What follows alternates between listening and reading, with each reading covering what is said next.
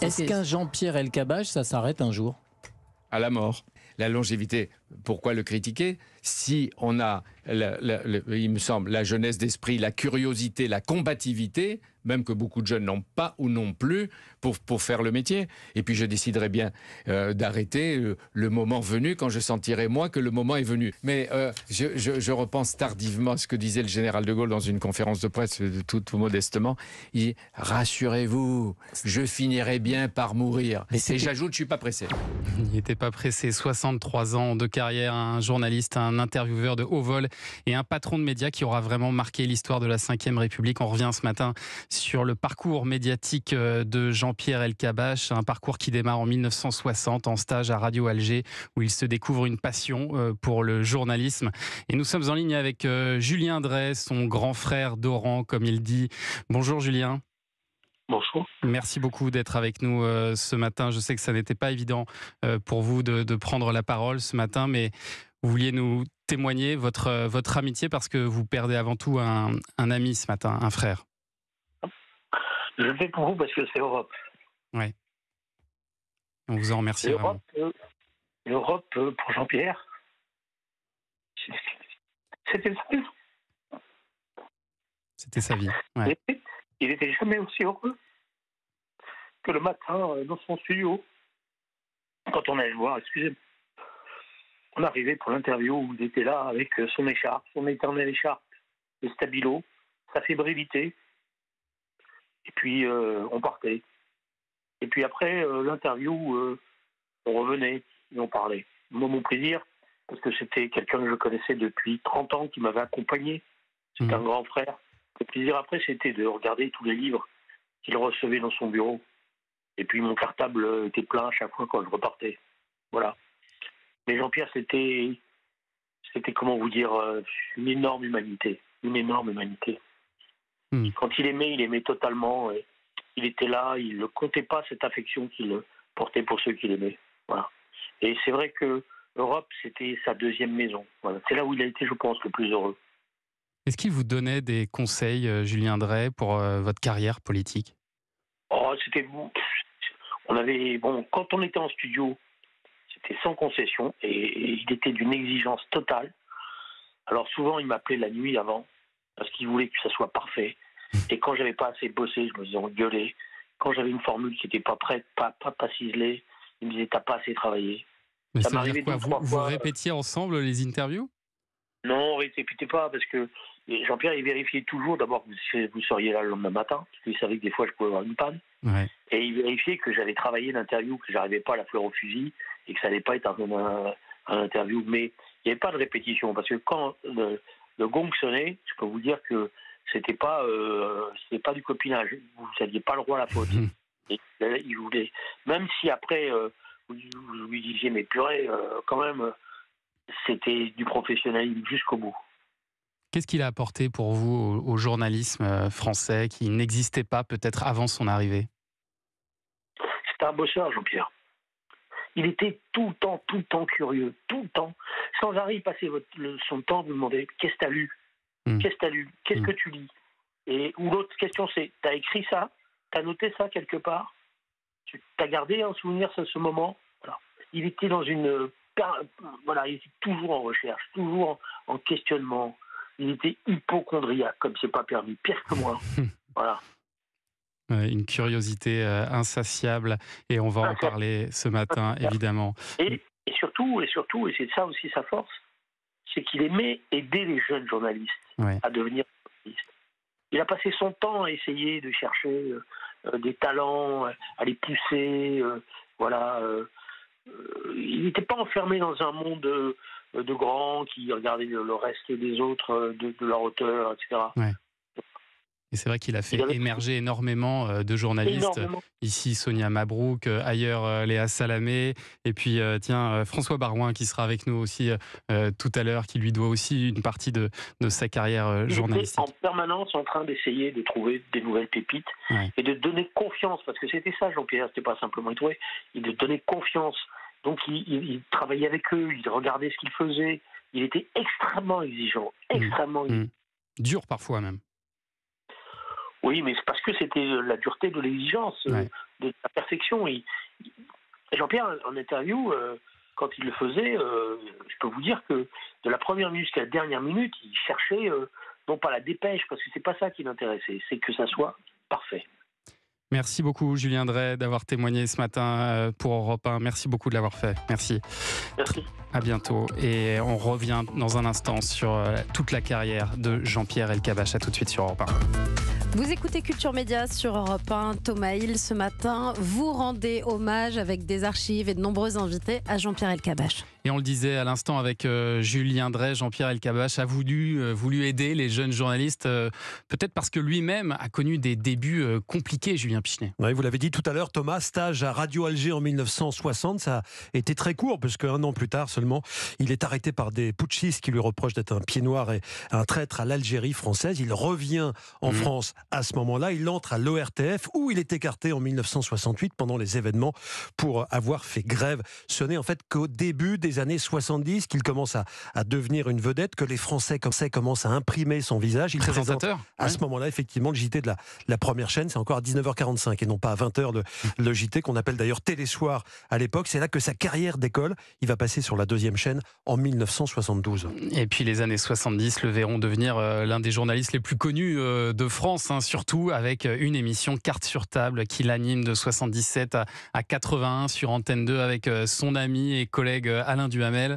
Et là, il y a tous les grands noms politiques de l'époque qui s'y pressent: Giscard d'Estaing, Chirac, Barre, Mitterrand, même Margaret Thatcher et puis bien sûr Georges Marchais. Et on avait un générique étonnant pour une émission politique, parce qu'on pourrait croire qu'il s'agit d'une série policière américaine. Écoutez. Ça, c'était le générique de Carte sur table, émission qui a véritablement révolutionné le genre, révolutionné l'interview politique en France. C'est en quelque sorte le début de la politique spectacle. 21 janvier 1980, moment culte de la télévision française. Le leader du PC, Georges Marchais, est déchaîné. Le public aussi. Et Jean-Pierre Elkabbach essaye tant bien que mal de mettre un petit peu d'ordre dans tout ça. J'arrive pas à comprendre que vous n'ayez pas encore compris que je m'appelle Marché, que lui s'appelle Berningvoire et que l'autre s'appelle Caillot. Ouais, mais ça c'est un peu court, monsieur Marché. Ah, c'est un peu court. Ah non, c'est pas court. C'est un peu court, si. Non, c'est pas court. Une minute. Je voudrais dire, parce que vous avez pas mal d'amis ici, que nous ne sommes pas au musical. Alors s'il vous plaît, les applaudissements, c'est pour d'autres émissions. Merci. Ah non, mais c'est vrai. Bon, monsieur, pas faire toute l'émission avec des applaudissements ou des sifflets. C'est la première fois dans une émission politique qu'on avait ce genre d'ambiance. Bon, on n'est peut-être pas au musical comme le disait Jean-Pierre Elkabbach, mais ce soir-là, le public a adoré. J'étais en Corse avec ma femme devant la télévision et quand j'ai entendu François Mitterrand, c'était à 13h, quand j'ai entendu François Mitterrand refuser de s'engager sur l'existence d'une défense nationale indépendante, j'ai dit à ma femme, François Mitterrand a décidé d'abandonner le programme commun de la gauche, fait les valises, on rentre à Paris. Et nous sommes rentrés à Paris, et c'est au début d'août qu'à la télévision, je me suis expliqué sur cette question-là. Dans cet extrait, on entend Jean-Pierre Elkabbach rire, ce qui est plutôt rare, surtout pour lui, en pleine interview. Georges Marchais viendra 2 fois, je crois, dans l'émission Carte sur table. Et ces 2 moments, ça a fait le bonheur des bêtisiers pendant des années. Ça fait vraiment partie de l'anthologie de la télévision française. Est-ce qu'il est inéluctable que notre pouvoir d'achat commence à être laminé comme c'est le cas, et il le serait bien davantage encore si nous ne luttions. Monsieur Marchais, vous permettez, écoutez. En Italie. Alors je refuse. Non, en Italie. Permettez-moi de temps en temps de poser une question. Je ne suis pas en Italie, je suis en France. Si vous avez une question sur l'Italie, notez-la. J'y répondrai tout à l'heure. Je réponds à Duhamel. Oui, et je m'en vais en attendant. Oui, vous pouvez. Alors répondez. Est-ce que vous avez une drôle de conception quand vous recevez quelqu'un? Non, j'ai simplement la conception d'un débat clair, démocratique. Vous êtes 2, je suis seul. L'un pose la question, je lui réponds. Comme c'est un débat démocratique, c'est toujours le même qui parle. Passe d'armes incroyable entre Georges Marchais, qui était assez truculent et excentrique comme personnage, et Jean-Pierre Elkabbach, que Thierry Leluron transformera dans l'un de ses sketchs en Taisez-vous Elkabbach, phrase que Georges Marchais n'a jamais prononcée, mais qui lui est attribuée et qui est restée dans la mémoire collective. On pouvait voir hier soir dans les commentaires sur les réseaux sociaux, sur Internet, d'ailleurs beaucoup de gens qui parlaient de cette phrase, pensant que Georges Marchais l'avait effectivement prononcée, alors que non. Mais Jean-Pierre Elkabbach lui-même pensait qu'il l'avait finalement dite. Enfin, Enfin, c'est pas très clair. L'année dernière, dans Culture Média, chez Philippe Vandel, il a affirmé l'avoir vraiment entendu. Peut-être que c'est avec le temps que ça s'est un petit peu déformé dans son esprit. En tout cas, le premier secrétaire actuel du Parti communiste, Fabien Roussel, a réagi sur Twitter à la mort de Jean-Pierre Elkabbach. Oui, avec ce tweet, compagnon de route de la 5e République, Jean-Pierre Elkabbach aura marqué l'histoire médiatique de notre pays. Ses échanges mythiques avec Georges Marchais resteront gravés. J'ai apprécié à mon tour ses interviews, toujours respectueuses. Hommage. On revient dans un instant avec un homme politique, ancien journaliste qui a été aidé à l'époque par Jean-Pierre Elkabbach. François Barouin sera avec nous. À tout de suite. Europe 1. Culture Média sur Europe 1 avec une page spéciale. Aujourd'hui, l'équipe de Culture Média rend hommage Thomas Hill à Jean-Pierre Elkabbach, disparu hier à l'âge de 86 ans. Et nous sommes en ligne avec un ancien d'Europe 1 qui était journaliste à l'époque, qui est devenu homme politique, François Barouin. Bonjour François Barouin. Bonjour. Merci d'être avec nous ce matin. À l'époque, vous êtes jeune journaliste et c'est Jean-Pierre Elkabbach qui vous repère. Oui, il se trouve qu'il y avait un événement familial et qui m'a amené à présenter le livre de mon père à une émission de télé. Je ne connaissais pas du tout Elkabbach, j'étais très jeune. Et je reçois un coup de fil de mon éditeur qui me dit « Elkabbach, je veux vous voir ». Je n'avais pas de projet particulier, je ne savais pas très bien pourquoi il voulait me voir. Et il me reçoit dans son bureau à Europe, c'était rue François 1er. Et il me dit « Je vous ai vu à la télé, vous faites des phrases. On va casser tout ça, mais je pense que vous pouvez être journaliste. Vous verrez, c'est un métier de curiosité. Vous allez vous intéresser au coin de la rue comme au bout du monde. Et c'est un métier de liberté. » J'étais impressionné. Il avait un regard incroyable, extraordinairement intelligent, très vif. J'ai réfléchi, je lui ai dit non. Et puis quelques mois plus tard, il avait vu que je faisais autre chose. Il est revenu me voir et il m'a dit voilà, qu'est-ce que vous avez trouvé comme argument pour refuser? Et c'est comme ça que je suis rentré à Europe. C'est comme ça que j'ai eu un CDD, c'est comme ça que j'ai fait des flashs de nuit, et c'est comme ça que j'ai rencontré des journalistes extraordinaires, c'est comme ça que j'ai aimé ce métier, c'est comme ça que j'ai aimé cette rédaction, et c'est pour ça que j'ai une immense pensée pour la rédaction d'Europe. Ouais. Et d'autant que, un peu plus tard, quand vous êtes devenu le personnage politique que l'on connaît aujourd'hui, vous avez dû affronter Jean-Pierre Elkabbach, j'imagine, certains matins sur Europe 1. Quel souvenir vous en gardez ? Je garde le souvenir du journaliste immense auprès duquel j'ai appris ce métier, c'est-à-dire la rigueur, le professionnalisme. Je me souviens, on arrivait, il devait être 8h05, 8h10, on rentrait à l'antenne à 8h20, il avait ses fiches avec ses assistantes qui étaient à côté, il avait souligné en rouge, il posait des questions, il était stressé, beaucoup plus stressé que je ne pouvais l'être. Il m'a interrogé à de nombreuses reprises et j'avais en mémoire, je voulais surtout éviter un moment avec lui qui était... Lorsque j'étais à Europe, une interview qu'il avait faite Pierre Jox, qui était ministre de l'Intérieur. L'interview se termine et il dit à Jox « Quand allez-vous dire enfin la vérité ?» J'étais juste à côté et on passe la pub. Et une énorme friction entre Jox et Elkabbach. Et Jox dit « Je veux reprendre l'antenne ». Ils reprennent l'antenne, ce qui n'était jamais arrivé à 8h30. Il devait déjà y avoir l'arbitre de presse. Et là, Jox dit l'information qu'Elkabbach cherchait. Et je me suis dit « Je ne veux jamais me retrouver au pied du mur de cette responsabilité politique. » de ne pas pouvoir dire la vérité à Elkabbach. C'est vrai qu'il avait un talent pour aller casser la langue de bois, les éléments de langage. Il avait cette technique qui consistait un peu à vous mitrailler de questions, en fait. C'était ça. Au bout d'un moment, vous étiez un peu acculé, quoi. C'est un journaliste qui écoutait les réponses. Donc c'est un journaliste qui n'était pas dans son chemin de fer de questions, même s'il avait préparé toutes les questions, il pouvait sortir évidemment de ses fiches.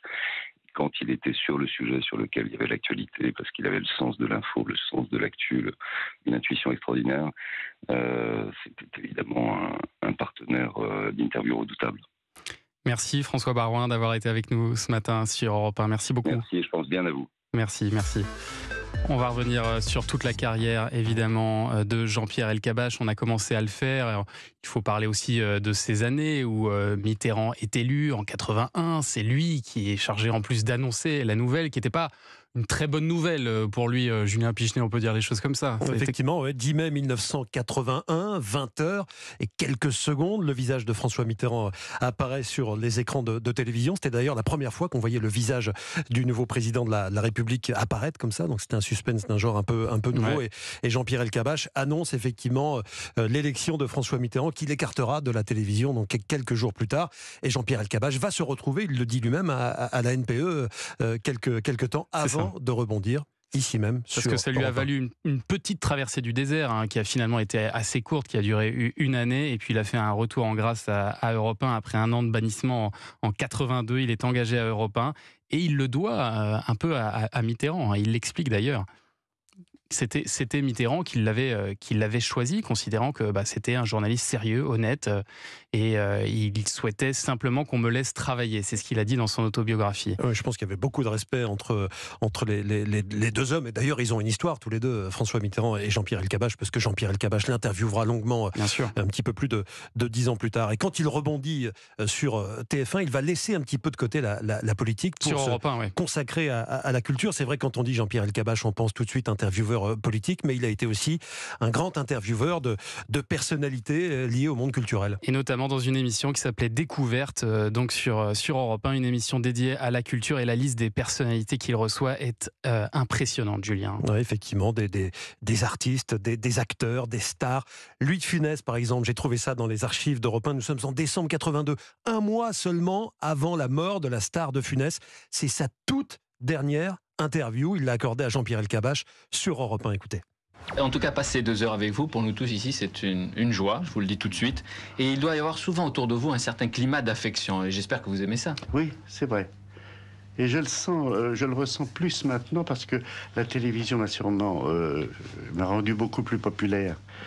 Et je ressens dans la rue beaucoup de monde. Il n'y a jamais quelqu'un de méchant ou de goguenard ou je ne sais pas quoi. C'est toujours très charmant, comme si j'étais un petit peu un ami à eux. Mais c'est normal, parce que chacun de nous doit reconnaître qu'il vous doit beaucoup. Et il recevra comme ça énormément de grandes stars, le commandant Cousteau, Simone Veil, Bernard Tapie, Lino Ventura, Charles Aznavour. Et c'est vrai qu'il avait une grande curiosité pour ce monde culturel. On va d'ailleurs continuer à en parler avec le patron de Public Sénat dans un instant, Christopher Baldelli, parce que Jean-Pierre Elkabbach, pendant longtemps, a présenté une émission littéraire, Bibliothèque Médicis. C'était sur Public Sénat. On revient dans 2 minutes. À tout de suite. Culture Média sur Europe 1, Thomas Hill, avec une édition spéciale pour ce début d'émission consacrée à l'hommage pour Jean-Pierre Elkabbach, disparu hier à l'âge de 86 ans. Et bien sûr, depuis hier, on parle beaucoup de Jean-Pierre Elkabbach, l'intervieweur politique. Et il faut aussi parler ce matin du passionné qu'il était de culture. Il a participé notamment à la création de la chaîne Public Sénat, qui va diriger pendant presque toute la décennie 2000. Et nous sommes en ligne avec le PDG de Public Sénat, Christopher Baldelli. Bonjour Christopher. Oui, bonjour Thomas. Merci. Effectivement. Merci d'être avec nous ce matin. Vous l'avez rappelé, Jean-Pierre n'a pas seulement été le grand journaliste dont tout le monde parle, il a aussi été un grand dirigeant de médias. Il a été le président de France Télévisions, il a été le premier président de Public Sénat et il a été le patron d'Europe 1. Et moi, je l'ai connu dans ses différents rôles. Et ce qui m'a toujours frappé, c'est qu'au fond, il mettait les mêmes qualités de dirigeant que les qualités qu'il avait comme journaliste, c'est-à-dire une passion, une énergie, une volonté de toujours faire différent, de toujours faire mieux. C'était très exigeant pour les équipes, mais c'était véritablement sa marque de fabrique comme dirigeant de médias. Et puis sur Public Sénat, jusqu'en 2017, il a présenté l'émission littéraire de la chaîne Bibliothèque Médicis. Et c'est vrai qu'il savait rendre accessibles des livres dont on parlait peu, Christopher Baldelli. Oui, absolument. Cette émission est restée dans les annales de la télévision. Il y a apostrophe, bien sûr, avec Monsieur Pivot, mais Bibliothèque Médicis a effectivement été une signature très forte de Jean-Pierre Elkabbach. Mais il a été le président, le premier président de Public Sénat au moment de sa création, et c'est toujours des moments importants. Il a présidé cette chaîne durant près de 9 ans. Et je vais vous donner une anecdote. Le nom de Public Sénat, c'est quelque part à son génie du marketing qu'on le doit, parce que la chaîne s'appelait tout simplement la chaîne parlementaire Sénat, comme nos collègues d'en face s'appellent LCP, Assemblée nationale. Et il a pensé, c'était sûrement son expérience de France Télévisions, son expérience d'Europe 1, qu'un bon nom de télévision devait être un nom grand public. Et il a trouvé ce nom de Public Sénat, qui est encore le nom de la chaîne aujourd'hui, et qui je crois était on le doit ça à Jean-Pierre Elkabbach, et c'est un très bon nom dont nous sommes fiers aujourd'hui et qui, je crois, dit bien ce que nous sommes. Une chaîne sur laquelle il avait le souci aussi de faire émerger des nouveaux talents. On connaît bien évidemment ici Sonia Mabrouk, Léa Salamé aussi est née finalement sur Public Sénat. Il avait cette curiosité des jeunes journalistes. Oui, c'est exact, il l'a toujours eu. Après, par exemple, si on regarde, il a une stratégie très différente. Quand il a présidé France Télévisions, il a eu une stratégie de star. Jean-Luc Delarue, Arthur, etc.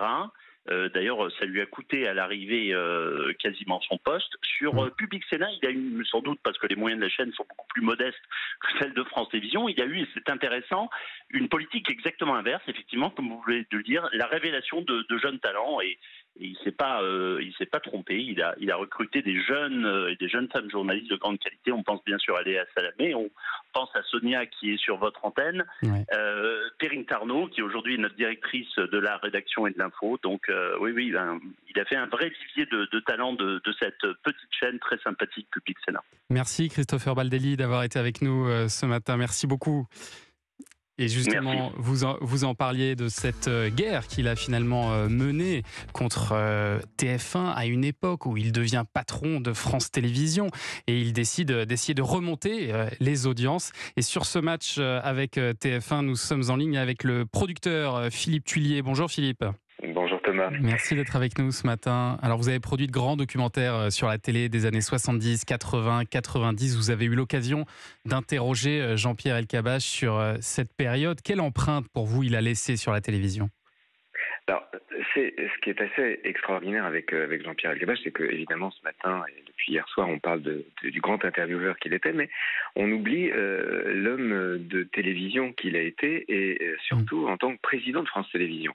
En fait, quand il a été nommé par le CSA, c'est la première fois que TF1 s'est inquiété, parce qu'il a annoncé tout de suite qu'il allait changer la télévision en renouvelant un peu les cadres de la télévision publique et en mettant en première ligne des trentenaires, des animateurs producteurs. C'est bien ça qui est le problème ensuite. Ouais. Mais c'est vrai que ces jeunes trentenaires, d'un seul coup, ont occupé des cases très stratégiques. Et TF1 a eu peur. Et Étienne Moujotte, c'est la première fois qu'il a vacillé, qu'il a tremblé en se disant « Oula, là d'un seul coup, il se passe quelque chose ». Il connaissait évidemment bien Jean-Pierre Elkabbach. On se souvient de l'histoire du 10 mai 81 où tous les deux annoncent avec l'image du Minitel la victoire de Mitterrand. Ouais. Il sait à qui il a affaire et il sait que la lutte va être féroce. Et en fait, il ne se trompe pas. C'est-à-dire que Elkabbach et son équipe mettent en place une grille très offensive. C'est-à-dire qu'il voulait absolument gagner la bataille de l'audience, en fait, face à TF1. Il voulait, voilà. Et surtout, il voulait marquer son empreinte. C'était très important pour lui de dire on va changer les cadres, on va se renouveler. Il y en a marre de tous ces visages qu'il voit depuis des années.